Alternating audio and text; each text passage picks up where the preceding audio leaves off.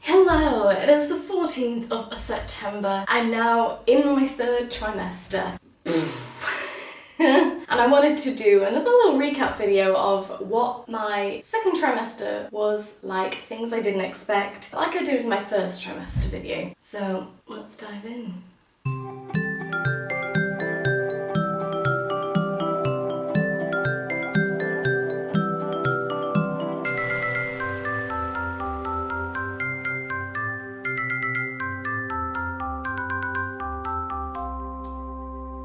I feel like my trimesters have almost been like eras, because I feel like my first trimester was very much like my mental breakdown era.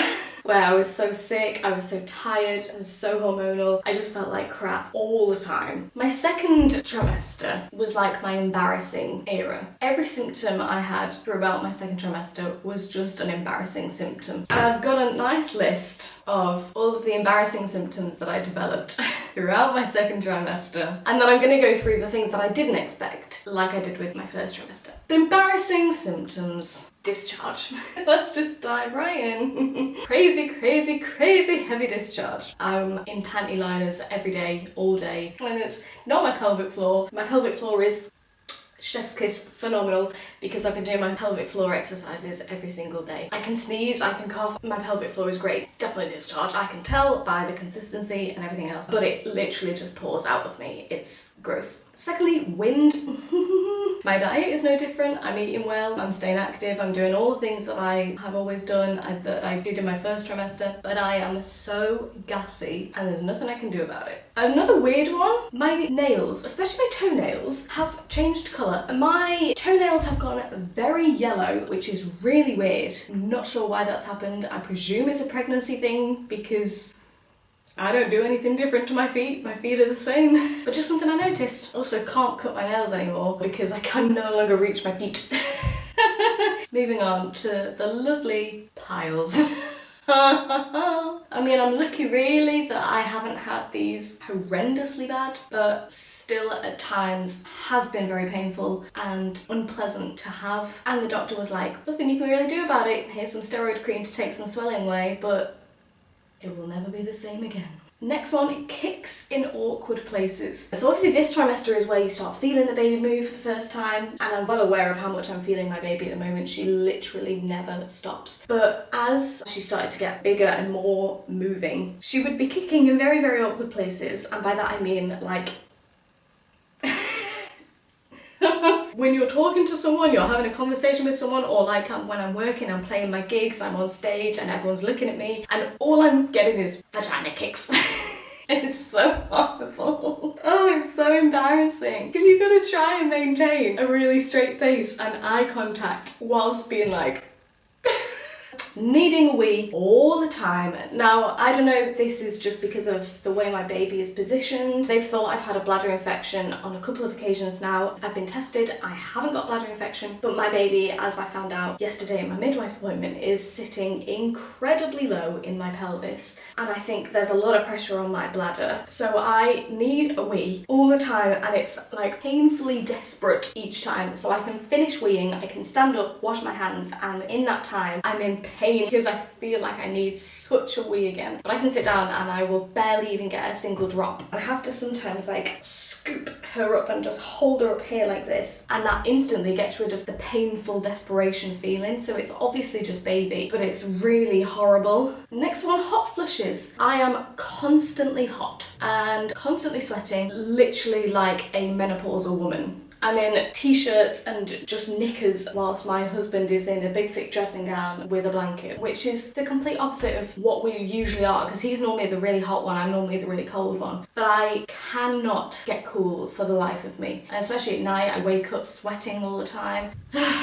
Not fun. Next embarrassing symptom, not necessarily like embarrassing, but just odd, is my skin discoloration. I think it was called melasma. Now, it's not been too bad really. I'm aware of it. I don't really know if anybody else is, but I just have patches of skin on my face where my skin has changed colour. If you watch my earlier videos from my second trimester, I do mention it in there and have like close-ups of it. Similarly on the skin front, dry skin. I have really dry skin now of my face, of my body, out of nowhere. Again, nothing's changed in terms of my skincare or anything like that. I think it's just a hormonal thing, but I have really, really dry skin.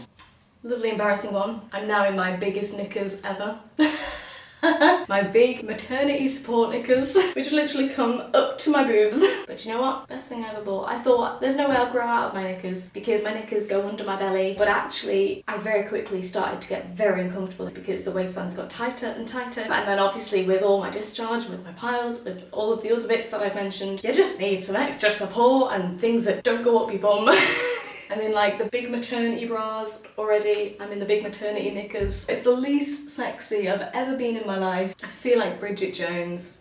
And last embarrassing symptom for me is snoring. I've never snored in my life, and this past 2 weeks my snoring has got so bad that Mason won't even share a bed with me anymore. I don't know if that's to do with the big knickers. I have a really blocked nose a lot of the time, but it means when I fall asleep I snore really loudly, and I actually wake myself up quite a bit now. And I think, well, I wake myself up snoring, I wake myself up sweating, I wake myself up because my belly's uncomfortable, my hip pain. I wake up for a million different reasons, but Mason has earplugs in and he's like, I cannot sleep next to you. So he's been sleeping on the sofa, and it makes me really, really sad, and I've got a bit upset about it on a few occasions because I'm just like, I feel like I'm ruining my own marriage, but there's nothing I can do about it. I mean, he's totally fine, he's like totally accepting of it, and he's like, look, for as long as I need to, I will sleep on the sofa and let you get your sleep because you need it more than I do. He's amazing, I'm ruining his life. Welcome to marriage.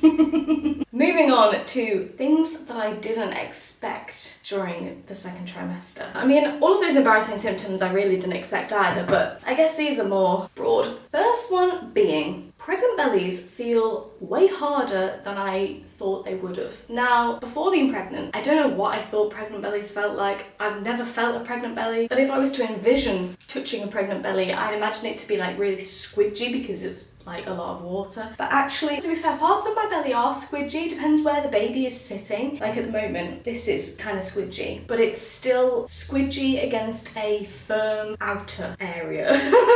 You know, like a hot water bottle has like a big layer of rubber edging, so it's like tough to push, but it does have like, well, it's just full of goo. I basically just feel like a big hot water bottle on the bits where baby isn't lying, but on the bits where baby is lying, my belly's like wood. It just doesn't move. It's like the whole thing will just be rock solid.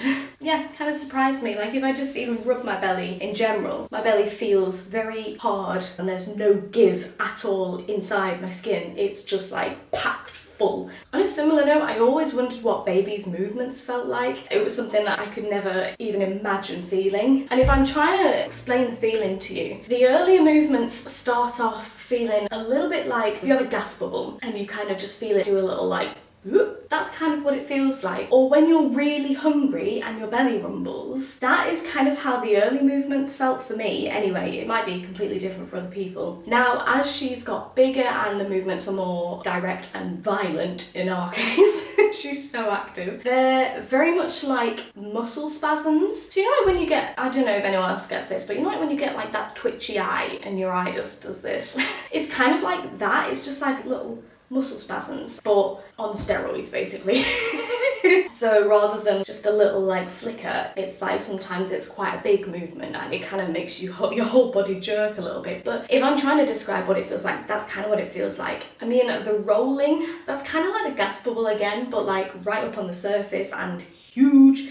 It does just feel like someone going like with their knuckle like this. If you take your knuckle and you kind of do this on your belly, that's kind of what it feels like, but just on the inside, and it's trying to burst out of you. For me, I'm not a fan of the feeling of movements, but I think that's also because my baby moves constantly and sometimes it can make me feel sick or it can be really painful, but I'm very, very grateful that I can feel her move because I know a lot of people can't, depending on where your placenta is sitting. Next one, I always wondered as well what a pregnant belly looks like if you know when you pull your belly in, like when you suck in and try and make yourself as skinny as you can go. I always wondered whether your belly would move in or would it stay there and you'd be able to see the shape of baby. So I'm going to show you because I haven't actually looked at myself do this. This is normal belly. If I try and suck in, ready? Interestingly, I can feel the baby a hell of a lot more. Whatever happened there, that's what happens. Another one, I was not prepared for how out of breath you get. Holy moly. Walking up the stairs, it's like I've run a marathon. Getting into bed, I'm like, I just can't get enough oxygen. As an active person, it's a very, very weird feeling when you can't do the things that you've always been able to do. You're like, why am I out of breath? Am I really this unfit? It's not because you're unfit. Everything's squished. Baby takes a lot more energy out of you. But the next one I've written down is the pregnancy glow finally hits ... temporarily. Because I started my second trimester suddenly feeling this new burst of life. I'd stabled out a little bit for the first time and I felt good about myself. And then all the embarrassing symptoms creep in and I feel like I've spent the rest of the second trimester just feeling really ugly, feeling really sluggish and wanting the baby out of me already. So when the pregnancy glow hits, embrace it, make the most of it, because it, for me, it doesn't stay. That might just be me. I think it's because as well I don't fit in any of my clothes anymore. I put on maternity clothes and I just feel like they hang in the wrong places, like nothing flatters me. So when I'm putting on the clothes that I used to feel good in, I no longer feel good in them, and no matter what clothes I buy, I don't feel good in them. And I don't have the energy to put makeup on anymore. I've just given up. That's probably why I don't feel as good in myself, but alas, it'll have to do. So another thing that I mentioned in my first trimester, which has carried on really through into my second trimester, but less so this time around, is like the sensory overload. In my first trimester, I couldn't be touched. Certain sounds, certain smells, couldn't do it. Now in my second trimester, I'm finding I'm a little bit better with touching. I can still like hug Mason, but not for too long. As soon as the hug is like 3 seconds in, I'm like, right, whew, get away, get away. I get sensory overload with loud noises now, like if the telly is too loud or the radio is too loud in the car, I'm like, brain is exploding. And I'm a musician, so I spend my life around loud noises, but it's just out of nowhere, I'm just like, I just want to go home. Never had that before. On a similar note of like hugging Mason and not hugging Mason, I feel like I've gone through kind of roller coaster phases with my feelings towards my husband in this trimester. I've gone from being like, I need you to just keep your distance from me, to suddenly then being like, I love you so much, I just want to look at you all day, every day, I'll not even blink, to then going back to, please keep your distance from me, just... Hormones. I think that's kind of it. But yeah, they're the things that I didn't expect during second trimester. And as we come into the third, I'm curious to see what more will change, because it's just a roller coaster. Anyway, bye!